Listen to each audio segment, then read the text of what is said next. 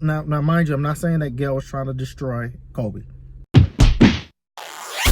We out here in these streets. I didn't get a chance to do my reaction to the Gayle King interview about Kobe Bryant and these accusations of infidelity, or not infidelity, but his supposed charges or that were dropped or whatever because of whatever, the person didn't testify. I have a few thoughts about this, and I want to put this out here because I think this is a tragic situation. First of all, I love Gayle King. Speak Music Radio, we look up to people, and you can even, my cousin did a video about this as well.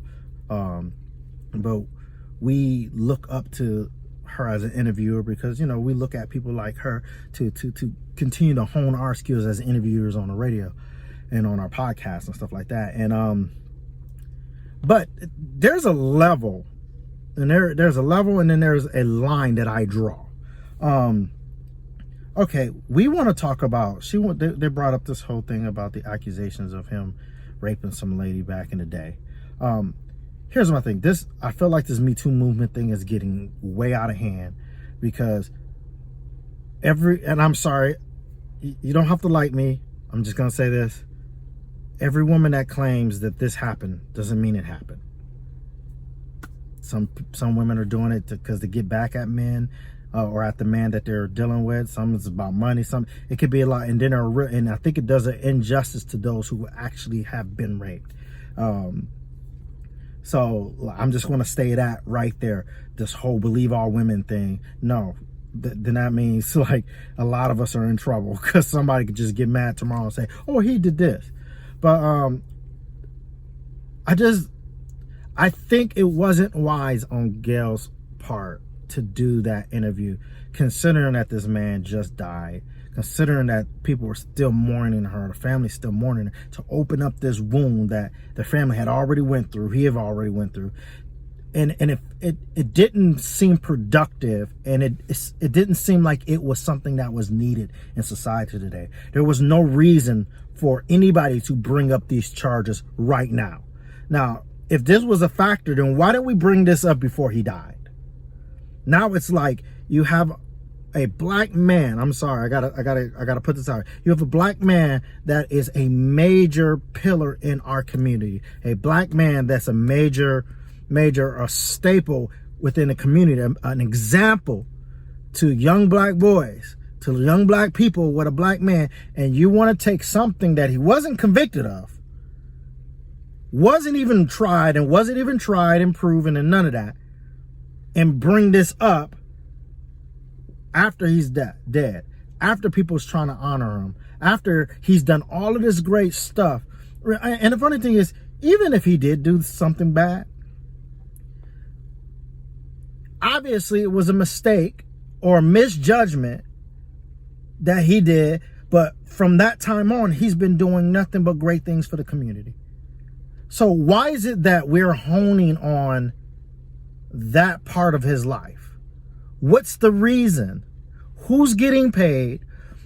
How is that helping the community? How is that helping anyone right now?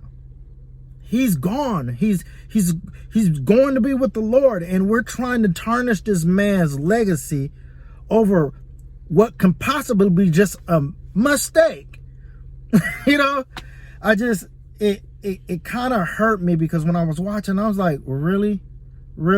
And it's dear to my heart because I told my testimony. Go check that out on my blog about my situation in that, with that type of situation in life. But I just really think that media, we need to rethink the things that we put up on our media. Like, we are I would say the vanguards of our community, of culture.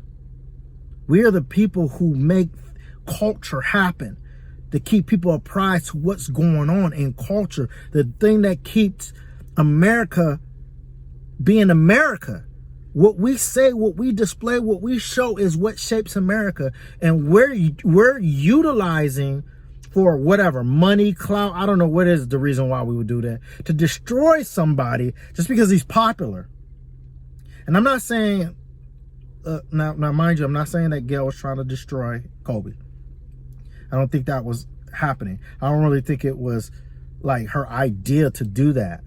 I think it was just something that needs to be talked about, which I'm glad. And one thing I am going to say, I'm glad that this conversation is coming up, because we got to now start talking about the real hard ideal of what the Me Too movement is about, and how now white men are experiencing what black men has been experiencing forever.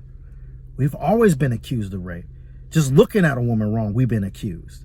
So now you're just now feeling what we've been feeling for years.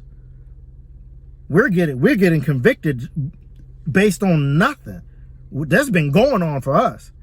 So I'm glad that the conversation was brought up, but I wish it was brought up a different way. And it shouldn't have been in a way that I believe can possibly hurt the legacy of Kobe, but not only just hurt the legacy of Kobe, because he obviously have already made atonement for it. So why can't he live that down? If he did that wrong. Now, mind you, he was never convicted. Mind you, he said he was innocent. It was consensual, all the stuff that happened. You know, we don't have the other side of the story, so we can't speculate. We can't make an assumption, and we can't assume that she didn't do it because she was scared and because she was a victim. And ain't none of that, because ain't nobody talked to her. Nobody know what's going on. So sit down and be quiet, right? We don't know what the real reasons why she didn't, because it could have been like she decided that she didn't want to ruin a man's life because she wasn't sure, or because she was thinking, you know, maybe there wasn't that situation and I'm just taking it out of proportion. We don't know what she's thinking. It could be any or on any, but at this point, we don't have any direct evidence of what she thinks, and so why are we even trying to put a reason on her? Unless she comes out and say this was the reason why I didn't do it, we need to just be quiet about that. At the end of the day, it didn't go to court. That should have been the end of it. Let that man live that down. But I really believe that this conversation is a good conversation to have, because there are people who were convicted for these type of crimes based on nothing, based on somebody being mad. Here he said, because she said this, and we're supposed to believe all women, but that doesn't mean it happened. I did a podcast not too long ago. Women, we got to stop using sex as a weapon to destroy men, because you're doing a dishonor to those who are truly being raped by predators. We're doing a dishonor to those who are being manipulated by real predators, by taking somebody who probably either made a mistake or a misjudgment and ruining his life over it. So no, don't believe all women. That's not smart. That's not smart. Every woman that claims to be raped doesn't mean that they were raped. Right? What if it was a man? Can a man just claim that some woman did something? Oh, she stole my money. Believe all men. She stole my money. She stole my phone. She went through my phone and stole it. Should we believe all men? No, y'all be giving the woman the benefit of the doubt. Well, maybe she was looking for something. Oh, that's like no. So I wanted to say that. I didn't want to get on to that topic, but I'm just saying, like, yo, Kobe was a good dude. And I'm sorry, there's not many men that's in his position has done what he has done. And I hope that one day when I become as successful as he is or more, that I'm able to contribute as much as he's contributed to society. So all I'm going to say is, I'm sorry, Gayle. I love you. You are one of my favorite interviewers, because you be going through. I like hearing your perspective. I don't always agree with you, but I like hearing your perspective. But I think that was not a smart interview. That's my thoughts on that. Make sure you like and subscribe. All my social medias, that's Chris Conscious, that's the Wiley Life, that's Speed Music Radio, and also Cypher on the Block. You can find me on all of those. You don't have to subscribe to all, but I would like if you do subscribe to all.